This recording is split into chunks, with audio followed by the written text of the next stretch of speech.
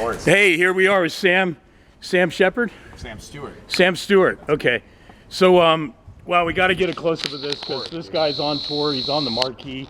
This is the Heart of the Mission in San Francisco, August 19th, a rare Wednesday concert.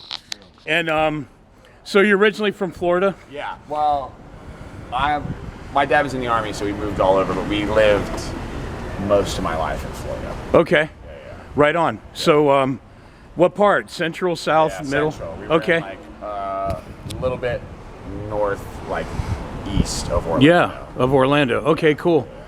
Man, I mean, you know, I have to just start right off saying I'm a big fan of the first 5 Chili Peppers album. I think they suck now, but man, Mother's Milk, Uplift, Freaky Styley, everything from Primus is gold to me. I got to film Larry Graham, but never met the man, and I got to meet Bootsy Collins. So I'm a big fan of this style that you do. Why are you so obsessed with the slap bass, and what brings that out of you, man? I like a lot, or well, I grew up, we were talking about the Chili Peppers on the way. Yeah. I like, everybody, when you start learning bass, you start learning flea shit. Yeah. And I, actually, this is my Chili Peppers hot take. I really like the album they did with Dave Navarro, and I kind of wish... Yeah, One Hot Minute. I kind of wish they had done at least one more with him, because there was this demo that leaked that sounded way more interesting to me than anything they've done since. Really, it was demos of the next album. It was right before I think it's called like Circle of the Noose. Okay. It was right before they like kicked Dave out and got John back. Yeah. But I like that One Hot Minute record. But I think it's I mean, the song Warp doesn't remind me of anything they've ever done. Yeah. And then they have some really super funky stuff. Some of it I wasn't digging at all. Sure. But the fact that I'm a gigantic, huge, obsessed Jane's Addiction fan since day one, of course. Just Dave in the mix is something, man. Brings some flavor to it. You know? And it also is one of those things too that's like, not to go down, we're going down a rabbit hole, but like it's also cool to think about that record came out on a major label, because it's not like what you would think you would follow up an album like Blood Sugar with. Yeah. You know? Yeah. But anyways, I got into all that shit, and then some kid at youth group told me about Primus and told me the guy played a 6-string bass, and I watched the music video for My Name Is Mud. Yeah. It scared the shit out of me. And then, but it was like one of those things where I kept kind of coming back to it because I was like, oh dude, this is wigging me out. But then a couple weeks later I was like, yeah, but there was that one part that was kind of cool, and that kind of snowballed into, you know, obsessing. And then you went back to Frizzle Fry and Seas of Cheese, and to me those are the finest moments. I mean, the guy, everything he does, him and Mike Patton, to me I'm sold on being probably two of the greatest original artists that's ever lived in our lifetime, man. You know? Totally agree. Yeah. I mean, those are them. For me, like, you know, Primus, Les Claypool, Mike Patton, Faith No More, Mr. Bungle, yes, sir. fucking Phantomas, Tomahawk. We were just listening to some of that. Yeah. And then those like System of a Down records. That's like when people ask like, what does the band sound like? It's kind of like those 3 things all in a blender. Yeah. You know? Yeah, that's good. That's like good stuff that I was really like listening to, and all of us were, you know, when we were riding. Killer, man. I bought your CDs. I'm gonna do a review of your CDs on my podcast. Hell yeah. I've always been a CD guy, not a vinyl guy, even though I respect it. Yeah. And you know, so it can be a hassle. Let's talk about that. Shit, but we just got a CD player again, and we started collecting CDs. I found the Rollins Band in the Silence. Oh, nice. The last tour we did, and it was like a original CD from the 90s, and I like $6. It was like, I'm getting this. Yeah. You can't find the vinyl anywhere. It's kind of nice. I kind of like having both. But the vinyl is great until you move, and then you have to pack it all up. Right. Like, this shit's heavy. Yeah. I have a friend that like... And they're more sensitive to the cold, the rain, the sun. Yeah, you gotta like... Not really so much for them. CDs. But going back to this, so the 2 original guys with you are on what CD are they on? They're on everything through Taste Incredible. Okay. Is the original one. So let's break down those CDs. You have 3 out. Sure, yeah. Where were they recorded, and what was the process going into the recording of those? So Ladybug Dilemma was done, I think, pretty much entirely at Castle Door Studios in Winter Park, Florida. And then Thank You Come Again was done, the bass and the drums were done at Castle Door, and the guitar and bass and vocals were done at Studio Crew with our buddy Mason. And then Taste Incredible we did with Ben McLeod from All Them Witches at his studio in St. Augustine. Okay. And where are the other 2 studios located? In Orlando or somewhere? Yeah, okay. In Orlando, in and around Orlando. Okay. Yeah. So what's behind the name Flagman? How did you come up with it, and what's the meaning of it, you know? It's, to be honest with you, it was one of those things when we started the band, we went back and forth a lot about kind of what we wanted the name to be. And then also when you're coming up with a band name, you always think you came up with the most brilliant one, and then you find out there's 7 bands there you go. named that. Yeah. And you don't want to be Flagman FL or Flagman, exactly. Seattle. There is another Flagman in New Jersey, post hardcore emo band. Okay. But I think the drummer for Dead Guy was in that band at one point. But I think there's enough distinction between the two. But what about lyrically?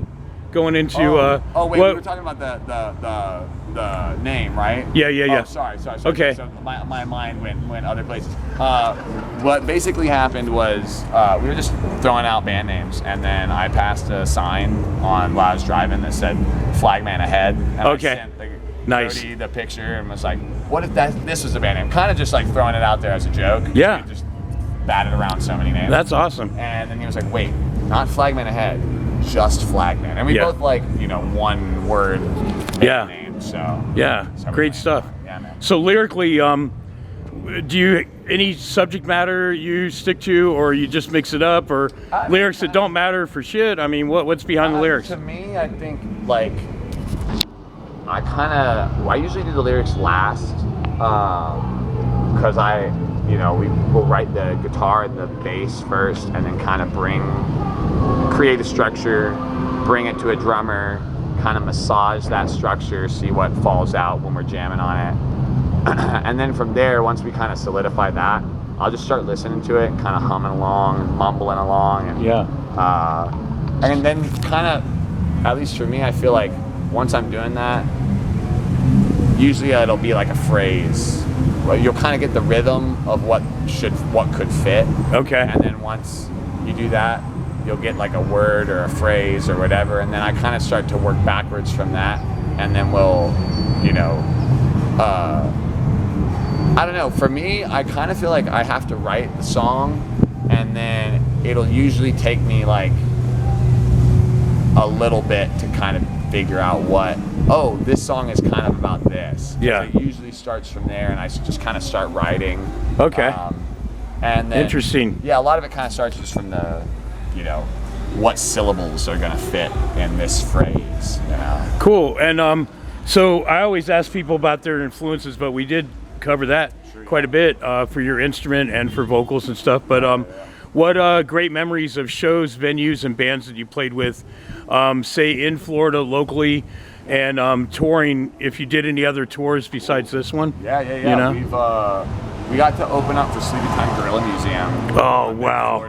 I filmed them at Amoeba, and my mouth was dropped to the floor. Yeah, I think it was when they came back. Yeah, the recent comeback. So we played on the Florida leg of that, and that was kind of a mind fuck for me. Wow. It was that was one of those bands that I discovered on the heels of finding like Primus, and you find like Mr. Bungle and Faith No More, and then like Nuclear Rabbit. Yeah. And then I found them, and then when I got one for you from Philadelphia. Search on YouTube Man at Amoeba Records, which is the local record store. They're from Philadelphia. They're like Mr. Bungle meets Frank Zappa meets Captain Beefheart. That's awesome. Man. Okay. They're a big jumble of fucking crazy controlled chaos. Yeah, I'll look so it up. there's another one for you. So besides that show, where else did Flagman take you out of the state of Florida or just around Florida? You know, we were playing in Florida a lot. We started kind of touring in 2023, but we've done most of the U.S. We haven't done the Southwest, which we're planning on doing. Yeah. It just hasn't worked out yet. But we've hit the East Coast and the Southeast a bunch. We've been out to Texas a few times. Nice. This is our second West Coast tour, so. Yeah, we did our first one last fall, and last time we were here we played bottom of the hill. Cool, that's a great spot. It was cool to get in there, and then I know they're closing, so it was cool to be like, oh shit. For sure. Played down there, because you look at, they've got all the like old calendars on the wall, and you know, like it's like the June 1997 calendar, and every single band on there is like a huge band. Right. That you're like, and you look and it's like $8 ticket. I know. What? Yeah. But, yeah. So it's good to be back though. The West Coast has been really sick what brought you from Florida to Seattle? Why this location change? And why Seattle of all places? Well, so my brother was living up there, and my wife had always wanted to live up there. Okay. And then as I started touring and started kind of working with more musicians, because as we started touring, you know, the original dudes are a little bit older than I was, so they kind of had roots, you know. Yeah. Not everybody can make every tour, and but they wanted the band to continue, and you know, I was able to continue. You know? And maybe it's a better route, say from Seattle to LA. You got the Vegas, you got the Tahoe, you got the Sacramento, well, you know, we really got the Bay. If we were doing it from a touring standpoint, we really probably should have picked a more central. Okay. Because we did pick another corner. Okay, and gotcha. Is that, you know, okay, especially in Florida, it's like we've got some cities nearby, but then Atlanta's like the next big market. So it's like, well, that's a full day drive. Yeah. I know Florida. It's like California. It takes forever to get out of it and then come all the way back. That's why. Panhandle. You always, or I always would forget, even living there for 20 years. Yeah. That the panhandle is so long. Like you get to Tallahassee and you're like, all right, surely like Alabama is like right there, and it's like there's 3 more hours of Florida before you are even close. You know.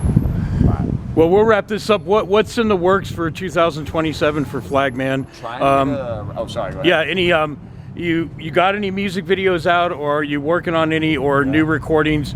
And where do you think the shows are going to take you for the new year? So we are trying to get.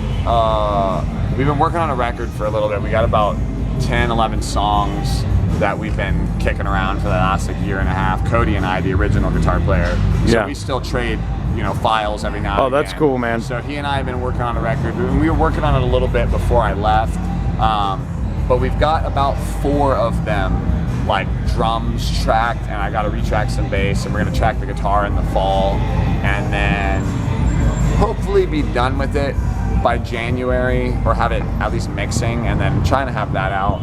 Cool. Maybe spring or summer of next year if we can swing it. Everything always takes like 3 times as long as I think. Yeah. That's cool that he still believes in the project, even if he can't tour. Yeah, you know? That's awesome, I tell man. people all the time, like as far as losing 2 founding members, it was kind of best case scenario. It was just kind of life.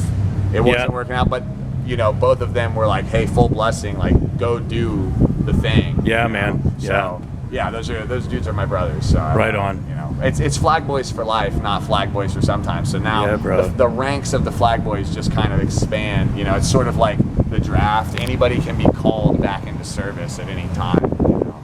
Yeah. So. Cool. And what would you recommend of people to go to Will's Pub? Dude, go to Will's Pub. That's like the spot. Is it for real? Dude, yeah. Is it a real spot? Okay. That's the spot in Orlando. That's like the place Wow, that no way. we like kind of one of the spots we like cut our teeth playing, and like Nice. that place when there was nobody else that would like book us when I was like 18, 19. Yeah. Book us and let us fucking be weirdos. That's so cool, man. Will's is the best. It's one of the places that kind of fosters cool music in Central Florida. Nice. And, yeah, I spent a lot of time down there seeing a lot of good shows, a lot of cool bands. So cool, man. Go there and get a drink. All right. Yeah. Any last words to add to that, and we'll wrap it up, Sam. Man. Let you get inside and Listen to Flagman. Yes.